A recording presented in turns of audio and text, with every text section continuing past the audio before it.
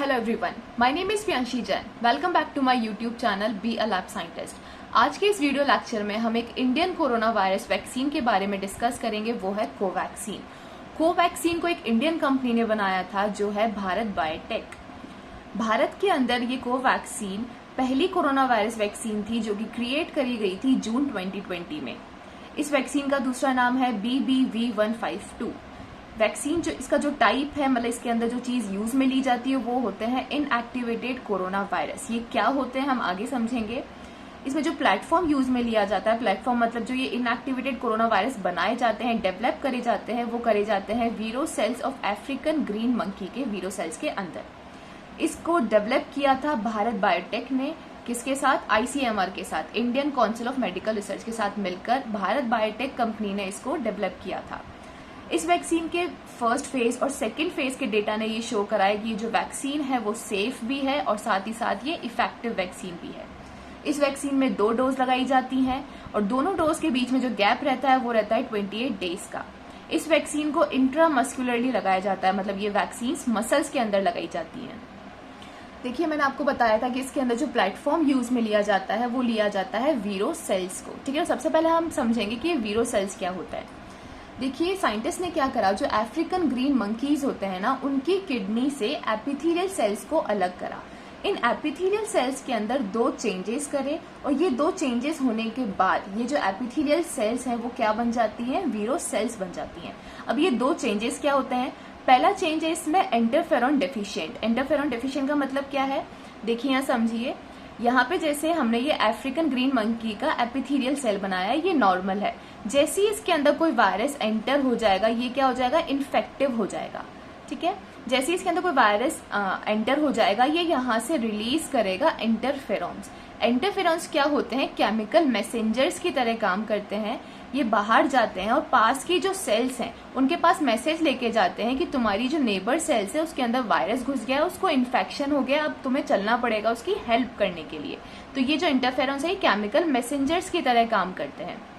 Right, अब देखिए हमें क्या करना है कि हमें इस सेल को ऐसा बनाना है कि ये इंटरफेरेंस को रिलीज ना कर पाए। उसके लिए हम क्या करेंगे, इस सेल के अंदर जो ये न्यूक्लियस है, न्यूक्लियस में क्या प्रेजेंट है? Genetic material. मैंने आपको बताया कि जो जेनेटिक मटेरियल होता है वो एक जानकारी होती है किसी भी चीज को बनाने की या किसी को चीज का फंक्शन करने की। राइट, तो यहाँ पे ये जो ग्रीन से बनाया है, इसको हम मानते हैं कि ये जो ग्रीन कलर का है उसके पास जानकारी है इस इंटरफेरेंस को बनाने की। तो हम क्या करेंगे, इस ग्रीन ये जो जीन्स है ये कहाँ प्रेजेंट होते हैं? क्रोमोसोम नंबर 9 पे प्रेजेंट होते हैं। इस टुकड़े को हम यहाँ से निकाल देंगे। जैसे हम इसको यहाँ से रिमूव कर देंगे, उससे क्या होगा, इस सेल के पास ये जीन्स या फिर ये जानकारी नहीं रहेगी कि इंटरफेरेंस कैसे बनाना है। तो ये इंटरफेरेंस नहीं बना पाएगा, ना ये किसी को मैसेज दे पाएगा। ठीक है, अब देखिए दूसरा चेंज क्या है, convert this cell to aneuploid cells. ठीक है, अनयूप्लॉइड सेल्स क्या होते हैं? अनयूप्लॉइड सेल्स के अंदर ज्यादा नंबर ऑफ क्रोमोसोम्स होते हैं, जिसकी वजह से जो अनयूप्लॉइड सेल्स हैं वो एक कैंसर सेल्स की तरह बिहेव करने लगते हैं। इसका यूज क्या है? हमें पता है कि जो कैंसर सेल्स होती हैं इनकी प्रॉपर्टीज होती है कि ज्यादा समय तक जी सकती हैं और साथ ही ज्यादा रेप्लिकेट कर सकती हैं। रेप्लिकेट मतलब डिवाइड होना, 1 से 2, 2 से 4, ये ज्यादा रेप्लिकेट हो सकती हैं। अब जैसे ही हम ये 2 चेंजेस, मतलब इस एपिथेलियल सेल्स को हमने क्या बना दिया? एक अनयूप्लॉइड सेल बना दिया, और दूसरा इसके अंदर इंटरफेरॉन डेफिशिएंट भी हमने इसको कर दिया। ठीक है, जैसे ही 2 चेंजेस के अंदर हो जाएंगे, ये क्या बन जाएंगी? वीरो सेल्स बन जाएंगी। अब वीरो सेल्स के पास इंटरफेरेंस डेफिशिएंट, मतलब ये इंटरफेरेंस भी नहीं बना पाएंगी, और एक अनयूप्लॉइड सेल्स के अंदर कन्वर्ट हो चुकी है, तो ये ज्यादा समय तक जी भी सकती हैं और ज्यादा रेप्लिकेट भी कर सकती हैं। वीरो सेल्स बनने के बाद अब हम इसको यूज में लेंगे कोवैक्सीन बनाने के लिए। अब नेक्स्ट ये कोवैक्सीन कैसे बनती है। देखिए, इसकी स्टार्टिंग हुई थी, हम इसको एक स्टोरी की तरह समझेंगे। इसकी स्टार्टिंग हुई थी पुणे से। पुणे में कुछ लोग थे जो कि कोविड पॉजिटिव थे और साथ ही साथ असिम्प्टोमेटिक थे, मतलब उनके अंदर SARS-CoV-2 वायरस था लेकिन उन्हें कोई सिम्टम्स नहीं था। ऐसे लोगों का सैंपल लिया गया। सैंपल में देखिए SARS-CoV-2 पॉजिटिव है, इसका मतलब इसके अंदर SARS-CoV-2 वायरस प्रेजेंट है। इसके सैंपल में भी SARS-CoV-2 वायरस होगा, तो हमने ऐसे लोगों का सैंपल लिया। उस सैंपल से फिर इस वायरस को अलग करा गया।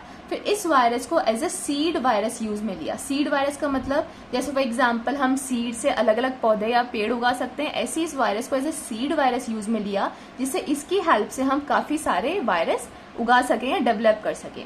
उसके बाद क्या करा, अभी जो हमने लास्ट देखा था जो वीरो सेल्स बनाए थे वो क्या थे, हेल्दी वीरो सेल्स थे।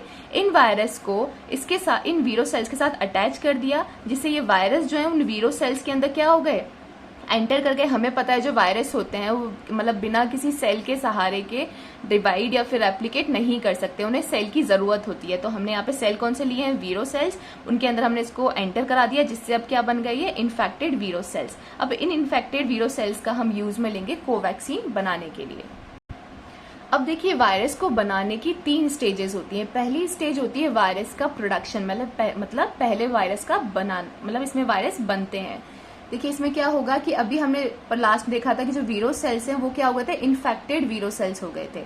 अब हमें क्या करना है, इन वीरो सेल्स को भी डिवाइड कराना है, साथ ही साथ हमें लास्ट का मकसद क्या है कि हमें काफी सारे ये SARS-CoV-2 वायरस चाहिए। तो उसके लिए हमें सेल्स को भी डिवाइड कराना होगा और वायरस को भी डिवाइड कराना होगा। अब वायरस को डिवाइड होने के लिए, सेल्स को डिवाइड होने के लिए क्या चाहिए होता है, नरिशमेंट चाहिए होता है। तो हम क्या करते हैं, कल्चर प्लेट लेते हैं, उसके अंदर नरिशमेंट डाल देते हैं और फिर इन सेल्स को इसके अंदर ट्रांसफर कर देते हैं, जिससे क्या होता है, इनको नरिशमेंट मिलता है और ये डिवाइड होना स्टार्ट होते हैं। राइट अभी मैंने लास्ट बताया था आपको, जो वीरो सेल्स होती है वो कैंसर सेल्स की तरह बिहेव करना स्टार्ट करती हैं, मतलब वो ज्यादा रेप्लिकेट होती हैं। तो इसके अंदर आने के बाद ये वीरो सेल्स भी डिवाइड होंगी और साथ ही साथ ये वायरस भी इसके अंदर डिवाइड होना, मतलब ज्यादा डिवाइड होना स्टार्ट करेंगे। फिर हम क्या करेंगे, इस कल्चर प्लेट को स्टोर करके रखेंगे 40 डिग्री सेल्सियस से कम टेम्परेचर पे। अब जब हम इसको स्टोर करके रखते हैं ना, उस टाइम पीरियड में क्या होता है, ये वायरस रेप्लिकेट तो होते हैं, डिवाइड तो होते हैं, मतलब अपनी पॉपुलेशन बढ़ाते हैं। साथ ही साथ ये क्या करते हैं, ये जो सेल्स हैं वीरो सेल्स, इनको क्या कर देते हैं, ये डिस्ट्रॉय कर देते हैं या डैमेज कर देते हैं। ठीक है, उसके बाद क्या होगा, देखिए नेक्स्ट स्टेप में हम क्या करेंगे। अब इसने क्या करा, इन सारी सेल्स को डैमेज कर दिया, इसको हम बोलते हैं सेल डेब्रिस। सेल डेब्रिस मतलब कि ये जो सेल्स हैं अब इसके काम की नहीं बची, इसको ये डिस्ट्रॉय कर चुका है, तो इसे हम कहते हैं सेल डेब्रिस। होता क्या है कि जो सेल डेब्रिस होती है ये प्लेट में नीचे सेटल डाउन हो जाती है, नीचे बैठ जाती है, जो वायरस है ये बाहर निकल जाते हैं। ठीक है, अब हमें मतलब क्या है, सिर्फ इन SARS-CoV-2 वायरस से ही मतलब है, हमें सेल डेब्रिस नहीं चाहिए। तो हम क्या करते हैं, इन वायरस को इस प्लेट से ट्रांसफर कर देते हैं दूसरी प्लेट के अंदर। तो हम क्या करेंगे, इन सारे वायरस जो ऊपर आ गए हैं इसको ट्रांसफर कर देंगे दूसरी प्लेट के अंदर, जिससे क्या होगा कि ये जो वायरस है, ये जो सेल डेब्रिस है उससे क्या हो जाएगी, सेपरेट हो जाएगी। अब देखिए सेकेंड स्टेप है वायरस इनएक्टिवेशन। वायरस इनएक्टिवेशन का मतलब होता है कि वायरस को हमें इनएक्टिव करना है। ठीक है, लास्ट हमने देखा था कि जो वायरस था वो क्या था, काफी एक्टिव था, वो बहुत आराम से रेप्लिकेट कर पा रहा था।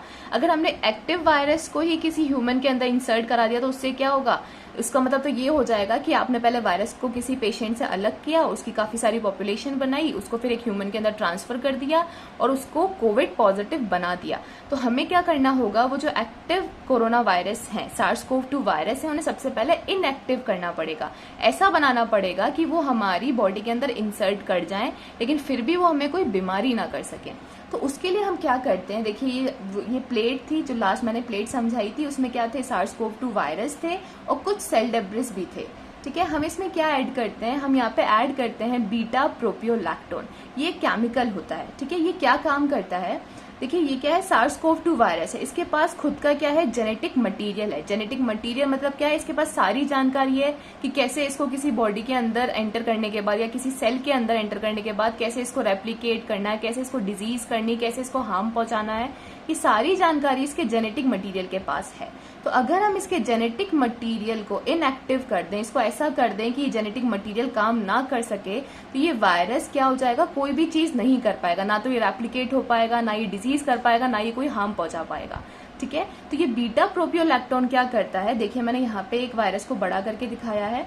जैसे ही आप इसके अंदर बीटा प्रोपियोलैक्टोन को क्या करेंगे, ऐड करेंगे, ये बीटा प्रोपियोलैक्टोन ये जाता है, इस एस प्रोटीन को भी ये पास कर जाता है, इसके मेम्ब्रेन प्रोटीन को पास कर जाता है, सीधा जाता है इसके जेनेटिक मटेरियल के पास और इसके साथ ये जुड़कर बैठ जाता है, जिससे क्या होता है, इसका जो ये जेनेटिक मटेरियल है वो क्या हो जाता है, इनएक्टिवेट हो जाता है। अब ये जेनेटिक मटेरियल ही इनएक्टिवेट हो गया, ये जेनेटिक मटेरियल ही नहीं काम कर पा रहा, तो इसका मतलब क्या हुआ कि ये वायरस सब चीज भूल चुका है कि कैसे इसको रेप्लिकेट होना था, कैसे इसको डिजीज करनी थी, कैसे इसको हार्म पहुंचाना था, ये सब चीज भूल गया, क्योंकि इसका जेनेटिक मटेरियल की सारी जानकारी इसके बंदिश में आ चुकी है। ठीक है, अब देखिए ये क्या बन गया, अब एक इनएक्टिवेट वायरस बन गया। इनएक्टिवेट वायरस का मतलब क्या है कि ये रेप्लिकेट नहीं कर पाएगा। मैंने आपको बताया था किसी भी डिजीज को होने के लिए सबसे जरूरी चीज क्या होती है, उसका किसी भी माइक्रो ऑर्गेनिज्म का रेप्लिकेट होना।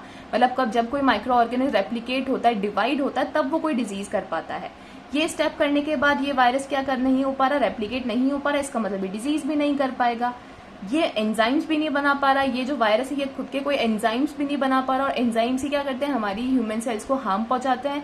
तो अगर ये एंजाइम्स ही नहीं बना पाएगा तो ये हमारी ह्यूमन सेल्स को भी हार्म नहीं पहुंचा पाएगा, राइट। तो अब ये वायरस तैयार है, हम इसको कोवैक्सीन के अंदर यूज में ले सकते हैं, क्योंकि ये हमारी ह्यूमन सेल्स के लिए अब इफेक्टिव या फिर इन्फेक्टिव नहीं है। अब देखिए लास्ट स्टेप है इसका वायरस प्यूरिफिकेशन। वायरस प्यूरिफिकेशन का मतलब क्या है कि हमें प्योर वायरस चाहिए, ठीक है। देखिए लास्ट स्टेप में हमने देखा था कि जो कल्चर प्लेट थी ना, उसके अंदर कोरोना वायरस मतलब SARS-CoV-2 वायरस तो थे ही, लेकिन साथ में कुछ सेल डेब्रिस भी बच गया था, ठीक है। तो हमें क्या करना है, इस SARS-CoV-2 वायरस को एकदम सेपरेट करना है सेल डेब्रिस से। तो हम क्या करेंगे, इस प्लेट में जितना भी मटेरियल होगा उस मटेरियल को हम ट्रांसफर कर देंगे एक कॉलम के अंदर। ये जो कॉलम है ये साइज एक्सक्लूजन क्रोमेटोग्राफी के प्रिंसिपल पे या फिर टेक्निक पे डिपेंड करता है या काम फंक्शन करता है। इसको देखिए हम इस टेक्निक को ज्यादा डिटेल में नहीं समझेंगे। बेसिकली इसमें क्या होता है, ये जो कॉलम होता है इसके अंदर कुछ होल्स होते हैं, राइट। इन होल्स में रेजिन्स प्रेजेंट होते हैं। उससे क्या होता है कि देखिए इसमें SARS-CoV-2 वायरस है जिनका साइज थोड़ा ज्यादा बड़ा है सेल डेब्रिस के कंपेयर। तो इसमें क्या होता है, सेल डेब्रिस जो होती है उनका जो साइज होता है वो छोटा होता है। तो इस टेक्निक में क्या होता है कि ये जो छोटे साइज के सेल डेब्रिस हैं वो इन होल्स में चिपक के रह जाती हैं, इसके अंदर एंटर कर जाती हैं, और जो थोड़े बड़े साइज के SARS-CoV-2 वायरस हैं वो इसके इन होल्स के चारों तरफ घूमकर क्या हो जाते हैं, सेपरेट हो जाते हैं, पास होके ये बॉटल के अंदर आ जाते हैं। तो अब इससे क्या होगा कि जो सेल डेब्रिस है वो तो ऊपरी कॉलम में रह गई और आपका नीचे ये जो है ये क्या आ गए, SARS-CoV-2 वायरस सेपरेट हो गए। अब इसके बाद क्या करते हैं, हम इसके अंदर एल्यूमिनियम को ऐड करते हैं। इसका फंक्शन क्या होता है वो हम बाद में समझेंगे, लेकिन अभी आप ये समझिए कि इसमें क्या ऐड करा जा रहा है, नेक्स्ट स्टेप में एल्यूमिनियम ऐड करा जा रहा है। अब देखिए ये आपने एल्यूमिनियम जब ऐड करा तो कुछ एल्यूमिनियम तो इस वायरस के साथ जुड़ गए, लेकिन कुछ अभी भी हैं जो नहीं जुड़ पाए। तो उनको हमें क्या करना होता है, सेपरेट करना होता है। उसके लिए हम यहाँ पे फिल्ट्रेशन करते हैं। फिल्ट्रेशन से क्या होता है, यहाँ पे फिल्ट्रेशन के लिए हम होल्स लेते हैं जिनका साइज होता है 0.22 माइक्रोमीटर। फिल्ट्रेशन से क्या होगा, जो ये SARS-CoV-2 वायरस हैं ये क्या हो जाएंगे, फिल्टर होके इस प्लेट पे आ जाएंगे, और जो बची हुई चीज है जैसे जो एल्यूमिनियम है जो नहीं जुड़ पाया था या फिर कुछ भी अगर सेल डेब्रिस भी बची है तो सब ऊपर रह जाएगी, राइट। अब आपके पास इस प्लेट में क्या आ गए हैं, एकदम प्योरीफाइड SARS-CoV-2 वायरस जिनके ऊपर क्या लगी है, एल्यूमिनियम की शीट लगी है। ये आपके रेडी हो चुके हैं। अब आप क्या करोगे, इस प्लेट से इन वायरस को बॉटल के अंदर ट्रांसफर कर देंगे जो होगी आपकी कोवैक्सीन, ठीक है। तो अब आपकी जो वैक्सीन है कोवैक्सीन वो क्या हो चुकी है, प्रिपेयर हो चुकी है।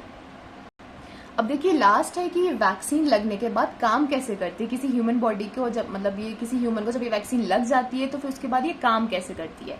अब देखिए इमेजिन करिए कि किसी पर्सन को ये कोवैक्सीन लगी, ठीक है। कोवैक्सीन में हमने लास्ट में देखा था कि उसके अंदर क्या थे, ओरिजिनल SARS-CoV-2 वायरस थे, लेकिन वो क्या थे, एकदम इनएक्टिव थे, वो आपकी बॉडी को हार्म नहीं पहुंचा सकते, लेकिन वो ओरिजिनल SARS-CoV-2 वायरस है। मतलब ये मान लीजिए कि उन बॉटल्स के अंदर SARS-CoV-2 वायरस की डेड बॉडी है, ठीक है, डेड बॉडी जैसे वो काम कर रहे हैं। अब देखिए यहाँ पे मैंने SARS-CoV-2 वायरस का स्ट्रक्चर बनाया, एक बार स्ट्रक्चर समझिए। स्ट्रक्चर में देखिए क्या है, ऊपर ही ऊपर ये स्पाइक प्रोटीन है, उसके बाद ये अंदर की साइड एनवेलप प्रोटीन है, ये रेड कलर के, ये जो मेम्ब्रेन है इसको हम क्या बोलते हैं, मेम्ब्रेन प्रोटीन है ये वायरस के, और जो अंदर ब्लू कलर के ये क्या है, न्यूक्लियोकैप्सिड प्रोटीन है, और ऊपर हमने क्या लगा दी है, एल्यूमिनियम की शीट लगा दी है। तो ये क्या है, ये मतलब उस वैक्सीन के अंदर ये वायरस प्रेजेंट है। अब जैसे ही किसी ह्यूमन को ये वैक्सीन लगेगी, ह्यूमन के अंदर क्या होता है, उसका एक इम्यून सिस्टम होता है, ठीक है। इस ह्यूमन के इम्यून सिस्टम के लिए ये वैक्सीन या फिर जो SARS-CoV-2 वायरस है वो एज ए एंटीजन वर्क करेगा, जिससे इम्यून सिस्टम क्या हो जाएगा, एक्टिवेट हो जाएगा, और उसके खिलाफ क्या बनाएगा, एंटीबॉडीज बनाएगा। और एंटीबॉडी बनाने के टाइम पे आप मतलब उस पर्सन को कुछ सिम्टम्स शो हो सकते हैं, जैसे फीवर हुआ, हेडेक हुआ, मसल्स एक हुआ, ये कुछ सिम्टम जनरल उसके सिम्टम्स आ सकते हैं। अब देखिए यहाँ पे एल्यूमिनियम कैसे काम करता है। एल्यूमिनियम यहाँ पे एज इन्फ्लुएंसर काम करता है। इन्फ्लुएंसर मतलब ये इसके इम्यून सिस्टम को मतलब ज्यादा एक्टिवेट करने का काम करता है। मतलब इसके पैर पे हथौड़ा मारता रहता है कि तू जल्दी जल्दी से एंटीबॉडी बना। तो यहाँ पे जो एल्यूमिनियम है ये एज अ इरिटेटर या फिर एज अ इन्फ्लुएंसर काम करता है। इसको ज्यादा एक्टिवेट करने की कोशिश करता है, जिससे हमारा इम्यून सिस्टम ज्यादा एक्टिवेट हो पाएगा और जल्दी जल्दी से क्या बना पाएगा, एंटीबॉडीज बना पाएगा। अब देखिए यहाँ पे कौन कौन सी एंटीबॉडीज बनेगी। अभी हमने देखा कि इस पर स्पाइक प्रोटीन था तो इसके खिलाफ स्पाइक एंटीबॉडी बन जाएगी। एनवेलप प्रोटीन था तो एनवेलप एंटीबॉडी बना देगा इम्यून सिस्टम। मेम्ब्रेन प्रोटीन है तो मेम्ब्रेन एंटीबॉडी बन जाएगी। न्यूक्लियोकैप्सिड प्रोटीन है तो न्यूक्लियोकैप्सिड एंटीबॉडीज भी बन जाएंगी। तो यहाँ पे देखिए कितनी सारी एंटीबॉडीज, अलग अलग एंटीबॉडीज बन रही है। अगर हम इसे कंपेयर करें बाकी वैक्सीन से, तो बाकी वैक्सीन में क्या हो रहा था, सिर्फ स्पाइक प्रोटीन डाला जा रहा था और सिर्फ एक स्पाइक एंटीबॉडी बन रही थी ह्यूमंस के अंदर। बट इस कोवैक्सीन के केस में क्या होता है, अलग अलग तरीके की एंटीबॉडीज बन पाती है। इसलिए इस वैक्सीन की जो एफिकेसी है वो लगभग 80% होती है, जो बाकी वैक्सीन के कंपेरेटिवली ज्यादा है।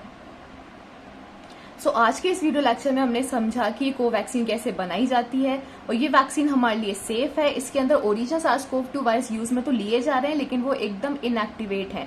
ये आपकी बॉडी के अंदर एंटर करने के बाद कोई डिजीज नहीं कर सकते हैं, बल्कि आप इसके थ्रू क्या कर पा रहे हैं, इतनी सारी एंटीबॉडीज बना पा रहे हैं। भविष्य में जब भी हमें ओरिजिनल SARS-CoV-2 वायरस का इन्फेक्शन होगा या फिर ओरिजिनल SARS-CoV-2 वायरस हमारी बॉडी के अंदर एंटर हो जाएगा, तो हमने क्या कर रखा है, पहले से ही सारी तरीके की एंटीबॉडी बना रखी है, हम पहले से प्रिपेयर्ड हैं।